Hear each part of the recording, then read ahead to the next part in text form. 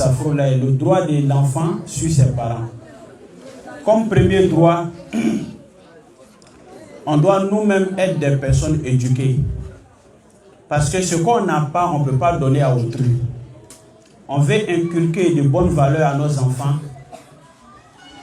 On veut bien éduquer nos enfants, qu'ils sachent bien parler, qu'ils aient un bon comportement. Mais il faudrait que ce que nous-mêmes on compte donner à nos enfants, il faut que nous-mêmes on ait ce comportement. Et cela commence depuis notre jeune âge. La jeunesse d'aujourd'hui, on a tendance à les entendre dire « c'est ma jeunesse, il faut que je la vive pleinement ». Et ils ont tendance à lier la jeunesse au mauvais comportement, à l'alcool, au sexe, à la fainéantise, etc. Or, ça n'a absolument rien à voir. On peut être un jeune bien épargné, bien vivre sa jeunesse, sans boire l'alcool, sans commettre l'adultère, sans voler, sans pour autant même être fainéant.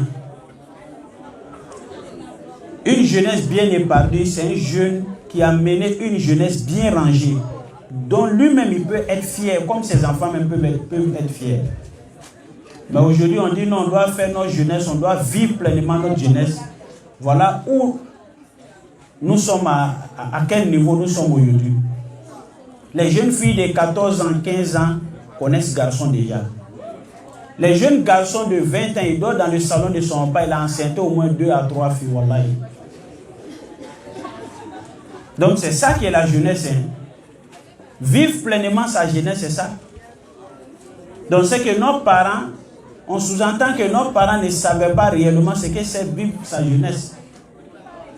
Profiter de sa jeunesse, c'est ça qui est là. Qu'Allah subhanahu wa ta'ala nous donne la bonne compréhension. Donc nous-mêmes, on doit être des éducateurs exemplaires. Mais cela commence depuis le moment où nous sommes jeunes. Parce qu'il y a des comportements, quand tu adoptes pendant ta jeunesse, ça va t'empêcher un jour de pouvoir inculquer de bonnes valeurs à tes enfants. Imagine-toi, quand tu étais jeune, tu étais un grand vagabond, un grand brigand, un grand braqueur. Allah subhanahu wa ta'ala pardonne, mais ça c'est en toi et puis Allah. Mais nous les hommes là, même quand on pardonne, on n'oublie pas. Hein. Tu étais un drogué, tu étais un alcoolique, tu étais un fainéant, machin. Toutes ces informations-là vont, et tous tes comportements-là vont être relatés à tes enfants forcément. Tes enfants vont apprendre qui était leur père quand il était jeune. Nos sages qui sont là aujourd'hui, nos papas, nos anciens, nos doyens, la manière ils ont fait les jeunesses là, même s'ils ne nous ont pas dit, leurs amis nous le diront. C'est clair et net. Ah, ton père là aujourd'hui, il va à la mosquée, mais dans les années 70, là, ton vieux là, c'était un dangereux là. Voici son ghetto, ça c'est son grain qui était là. Le cinéma qui est ici là, c'était le cinéma qui était ici. Ton père là, non. C'était dangereux. Donc l'enfant va se dire quoi? Si mon papa, après avoir fait tout ça, il a pu être aujourd'hui, elle a dit, il est sage de la mosquée, il est un vieux cool, c'est que moi-même je peux faire aussi et puis demain changer. Or les temps ne sont pas les mêmes. Allah ne donne pas cette chance-là à tout le monde. Voilà ce qui gâte aujourd'hui le comportement de certains enfants. C'est-à-dire que le passé de leurs parents. Qu'Allah nous donne la bonne compréhension. Donc le premier point important de l'éducation, c'est d'être toi-même un homme éduqué. Et le deuxième point, c'est d'avoir une femme bien éduquée également.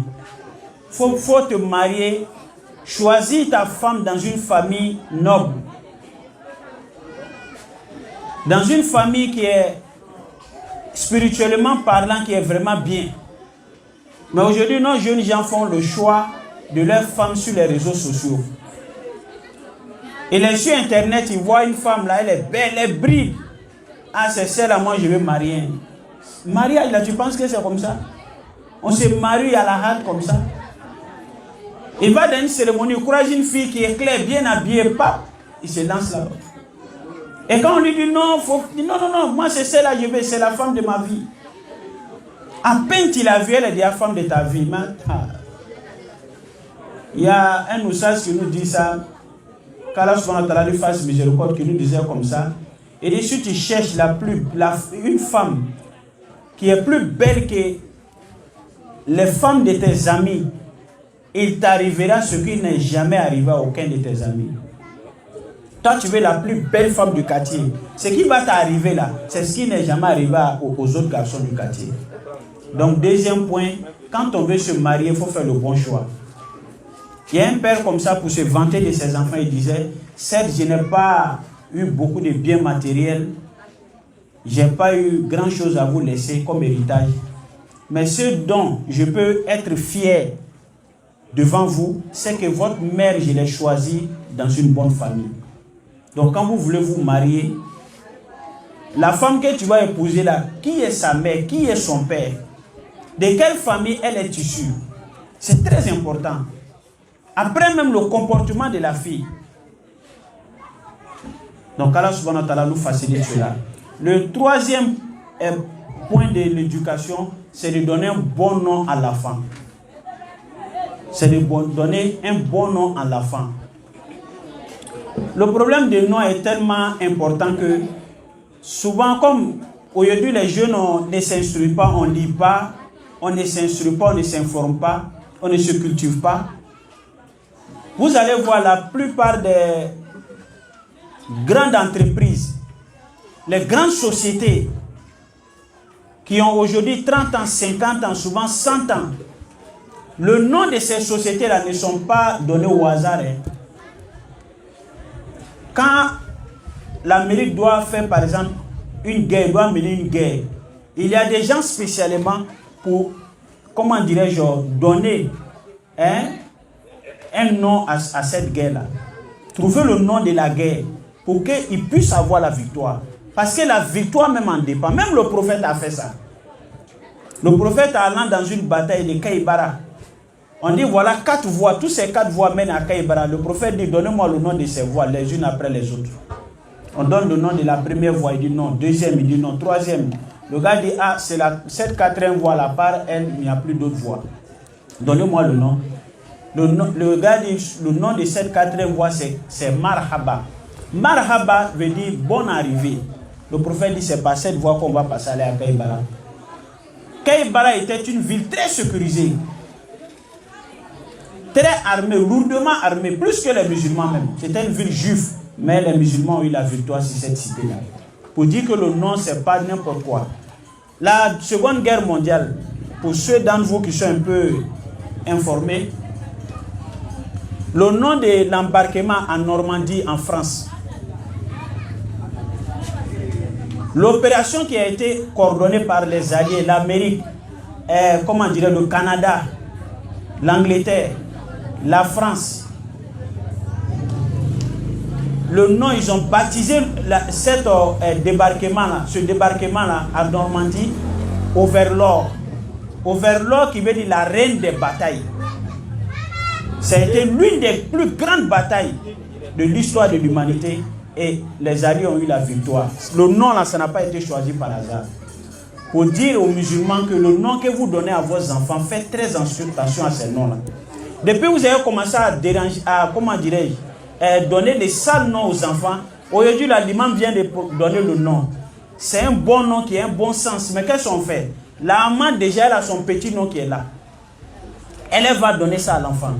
Et après dans la cour, les voisins vont donner pour lui. Quand l'enfant va sortir dehors, en fonction de son influence parmi ses amis, eux aussi vont lui donner un nom. Donc voilà, Madou se retrouve Mades, Omar Omson, Brahman Ibe, etc. Donc tous les noms qu'on donne là, on met la bénédiction dessus. Souvent on lit le Coran pour mettre sur les noms. Mais à peine les imams s'en vont, en même temps on change le nom. Et c'est le nom que vous allez donner à l'enfant après le départ des imams qui va avoir une influence sur la vie de l'enfant. Donc, comment veux-tu que ton enfant soit? C'est en fonction de ça, il faut lui donner le nom. Et donc, faites très attention au nom de l'enfant. Le 4e point, je vais m'arrêter sur ça, c'est de donner une bonne éducation à l'enfant. C'est-à-dire lui enseigner sa religion.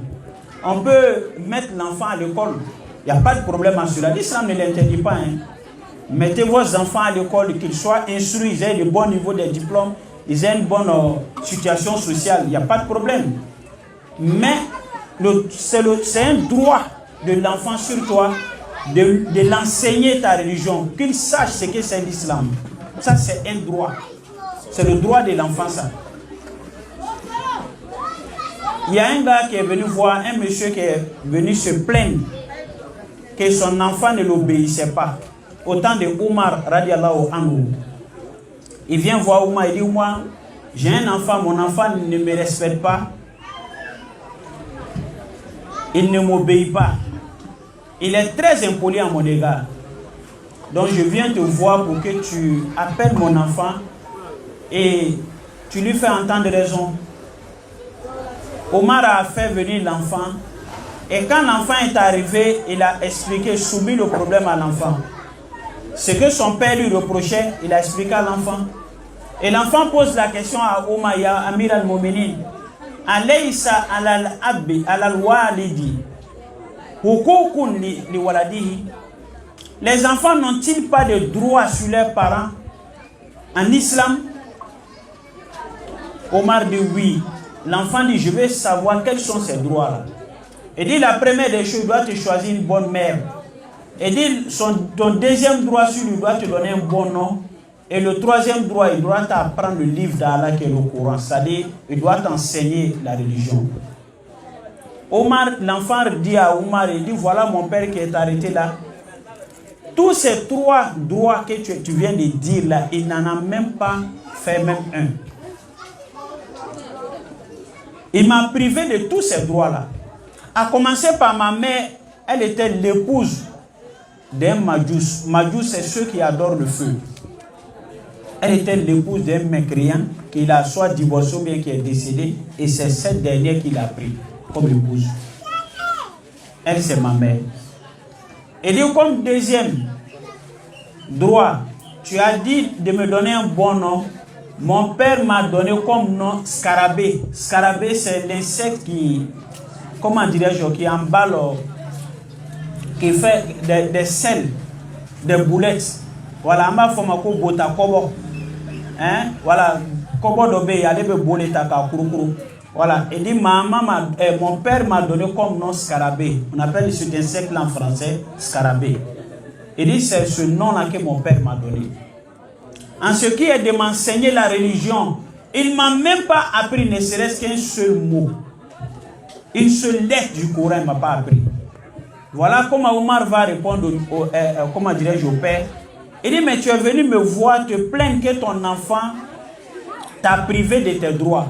Or, c'est toi-même qui as privé ton enfant de ses droits. Tu as été méchant, injuste envers ton enfant, bien avant que celui-là devienne injuste envers toi. Donc, pour dire aux parents ici présents, l'éducation des enfants, c'est un devoir. On ne nous a pas forcé à avoir ces enfants-là. Quand tu décides de faire un enfant, c'est un engagement que tu as pris. Il faut l'assumer. Ici-bas, il faut l'assumer face à Allah subhanahu wa ta'ala. Donnons de bonnes éducations à nos enfants. Pour que demain, nous soyons fiers de les présenter dans le public. Ça, c'est mon fils. Elle, c'est ma fille. Il y a des parents aujourd'hui qui ont honte de présenter les enfants. Il a assis là, son fils passe. On parle de son enfant, mais pas présenter son enfant, wallahi. Parce qu'il a un comportement dont lui-même il n'est pas fier. Donc, voilà les différents droits de l'enfant sur les parents, conformément à la prescription islamique. Qu'Allah subhanahu wa ta'ala nous facilite cela. C'est ce genre d'occasion qu'Allah subhanahu wa ta'ala nous donne beaucoup. Qu'Allah bénit notre nouvelle-née et qu'Allah fortifie également les parents. Sur ces assalamu alaikum wa rahmatullahi ta'ala wa barakatuh. Et donc on va, comme on avait